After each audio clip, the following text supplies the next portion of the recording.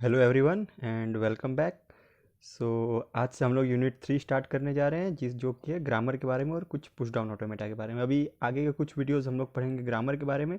उसके बाद फिर बहुत ही इस सब्जेक्ट का बहुत ही इंटरेस्टिंग पार्ट स्टार्ट करने जाएंगे जो कि होगा पुश डाउन ऑटोमेटा और ट्यूरिंग मशीन्स। तो इससे पहले कि हम लोग ट्यूरिंग मशीन्स और पुश डाउन ऑटोमेटा की तरफ बढ़े, पहले हम लोग डिस्कस कर लेते हैं कि ग्रामर क्या होता है। देखिए, ग्रामर हम लोगों ने इंग्लिश में भी पढ़ा है। देखिए, इंग्लिश में कई सारे अल्फ़ाबेट्स होते हैं, ए बी सी डी। कई सारे सेंटेंसेस होते हैं, कई सारे वर्ड्स होते हैं। लेकिन ग्रामर क्या है? ग्रामर एक रूल है जिसके मदद से हम लोग किसी भी सेंटेंस का जनरेशन करते हैं ताकि एक मीनिंगफुल सेंटेंस बन सके। यानी कि ग्रामर ये हमें बताता है कि हम अल्फ़ाबेट्स और इस इन वर्ड्स का किस तरह से यूज़ करें ताकि जो आउटपुट है हम लोग को वो एक मीनिंगफुल वर्ड मिल सके।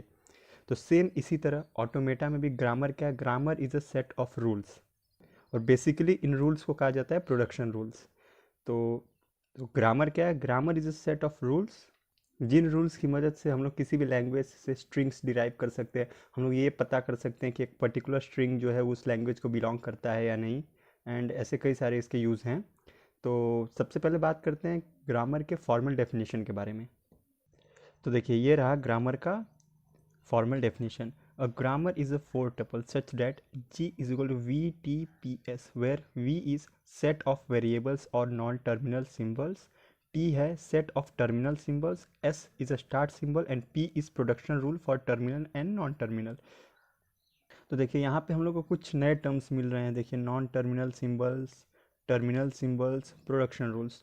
तो इसके बारे में हम लोग डिस्कस करेंगे ये सब होता क्या है। लेकिन मैं आपको ये फिर से एक बार बता देता हूँ, मैंने पहले भी बताया था। देखिए, ये जो यहाँ पे ये जो हम लोग टपल्स यूज़ कर रहे हैं VTPS, अगर आप लोग अलग अलग वेबसाइट्स से देखें या अलग अलग वीडियोस देखें या तो अलग अलग बुक्स प्रेफर करें, तो वहाँ पे क्या है, आप लोग को ये सिंबल्स अलग भी मिल सकते हैं। जरूरी नहीं कि वहाँ पे VTPS या ऐसे ही कुछ सिंबल्स यूज़ किए हों, लेकिन मीनिंग सबकी सेम है।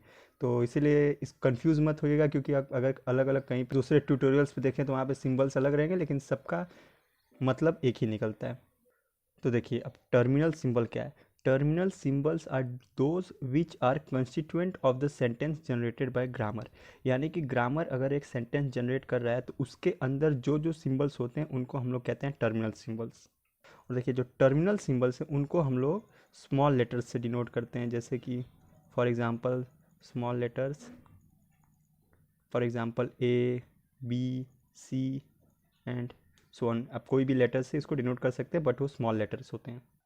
देखिए, नॉन टर्मिनल सिंबल्स क्या होते हैं? Non terminal symbols are those which take part in the generation of the sentence but are not part of it. यानी कि नॉन टर्मिनल सिंबल्स सेंटेंस को जनरेट करने में मदद करते हैं लेकिन वो उसके पार्ट नहीं होते हैं। नॉन टर्मिनल सिंबल्स को वेरिएबल्स भी कहा जाता है, या फिर इसको एक और टर्म से डिनोट किया जाता है, ऑक्सिलरी। और देखिए, नॉन टर्मिनल सिंबल्स को हम लोग डिनोट करते हैं capital letters, capital letters such as large A, B, C and so on. बात करते हैं प्रोडक्शन रूल की। प्रोडक्शन क्या है? प्रोडक्शन रूल्स होते हैं जो कि अल्फ़ा गोज टू बीटा के फॉर्म में होते हैं। इस फॉर्म में ये रूल को डिफाइन किया जाता है जहाँ पे alpha and beta are the strings. क्या है? अल्फ़ा और बीटा स्ट्रिंग्स हैं ऑन वी यूनियन टी। और यहाँ पे हम लोगों ने डेफिनेशन में पढ़ा था, वी क्या है? Set of non terminal symbols and T is a set of terminal symbols. यानी कि अल्फ़ा और बीटा या तो नॉन टर्मिनल सिंबल्स के पार्ट होंगे या तो टर्मिनल सिंबल्स के पार्ट होंगे। और यहाँ पे और एक कंडीशन है कि at least one symbol of alpha, यानी कि अल्फ़ा का एटलीस्ट एक सिंबल जो है वो वी को बिलोंग करना चाहिए। और वी क्या है यहाँ पे? Set of non terminal symbols. यानी कि ये जो प्रोडक्शन रूल है वो अल्फ़ा गोज टू बीटा के फॉर्म में है, जहाँ पे अल्फ़ा और बीटा या तो टर्मिनल सिंबल्स हो सकते हैं या तो नॉन टर्मिनल सिंबल्स हो सकते हैं, बट अल्फ़ा में एटलीस्ट एक ना एक नॉन टर्मिनल सिंबल होना चाहिए जो कि कैपिटल लेटर से डिनोट किया जाता है, या ए या बी या सी या जो भी है। तो ये थे कुछ बेसिक्स ग्रामर के बारे में। और ग्रामर एक बहुत ही इंपॉर्टेंट चैप्टर है जिसको समझना ज़रूरी है। क्यों? क्योंकि हम लोग को फोर्थ सेमेस्टर में जो कंपाइलर डिज़ाइन पढ़ना है उसमें हम लोग ग्रामर का यूज़ करेंगे। तो इसीलिए इस टॉपिक पे थोड़ा ध्यान देना ज़्यादा ज़रूरी है। करते हैं ग्रामर के एक एग्जांपल की।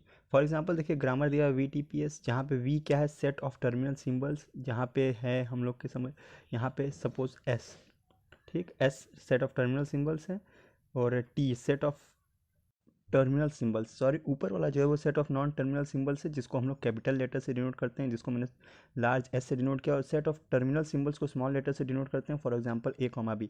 और जो यहाँ पे प्रोडक्शन रूल है वो ये कहता है S goes to A S B S, comma S goes to B S A S and S goes to epsilon.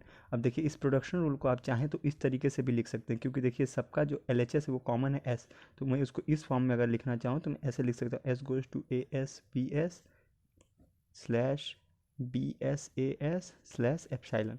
आप चाहें तो इसको इस फॉर्म में भी डिनोट कर सकते हो और इस फॉर्म में भी डिनोट कर सकते हैं। तो ये एक बेसिकली एग्जांपल है कि ग्रामर कैसे, कैसा दिखता है, उसको कैसे हम लोग डिनोट कर सकते हैं। और यहाँ पे और एक है एस, जिसको हम लोग भूल गए थे, जो है S start symbol. S start symbol को हम लोग एस से डिनोट करते हैं। तो ये देखिए ये बन गया आपका ग्रामर। एक तरह से आपको ऐसे ही ग्रामर दिए होंगे तो इसके ऊपर आप लोग को स्ट्रिंग्स ढूंढ के निकालना है, या जो भी क्वेश्चंस होगा हम लोग आगे उसको देखेंगे। और ये वो ग्रामर है, ये जो ग्रामर है ये जनरेट करता है स्ट्रिंग्स। मैं इस पर्टिकुलर एग्जांपल की बात कर रहा हूँ, strings having equal number of A's and B's. यानी कि एक तरह से मैं ये कह सकता हूँ कि ये जो ग्रामर है ये a to the power n and b to the power n ये स्ट्रिंग जनरेट करता है। तो अभी तो इसको देखिए इस तरह से मैं इसको थोड़ा सा एक्सप्लेन कर सकता हूँ। देखिए ए आया, फिर नॉन टर्मिनल सिंबल, फिर बी आया, और अगर या तो बी आया फिर नॉन टर्मिनल सिंबल फिर ए आया, या तो फिर कुछ भी नहीं आया एप्सिलॉन। यानी कि आपको पता है कि ए ज़ीरो और बी ज़ीरो भी एक्सेप्ट होगा ही, इसीलिए यहाँ पे अगर एप्सिलॉन भी आ रहा है तो ये स्ट्रिंग वैलिड होगा। तो ये देखिए ये है एग्जांपल एक ऐसे ग्रामर की जो कि एक स्ट्रिंग जनरेट करता है, जो कि है equal number of A's and equal number of B's. क्योंकि देखिए इसको यहाँ पे प्रोडक्शन रूल यही कहता है, ए आया देन बी आया, या बी आया देन ए आया, बीच में कोई दूसरा सिंबल ऐसा नहीं है कि ए आ रहा है बी आ रहा है देन अगेन ए आ रहा है। तो ये मे भी आप लोग को बहुत ज़्यादा क्लियर नहीं होगा, बट अगर आगे हम लोग इसके बारे में क्वेश्चंस करेंगे तो आप लोग को डेफिनेटली समझ में आ जाएगा। तो इसमें मैंने थोड़ा सा ग्रामर के बारे में इंट्रोड्यूस किया आप लोग को, आगे भी कुछ वीडियोज़ में ग्रामर के बारे में बात करेंगे। सो तब तक के लिए थैंक यू।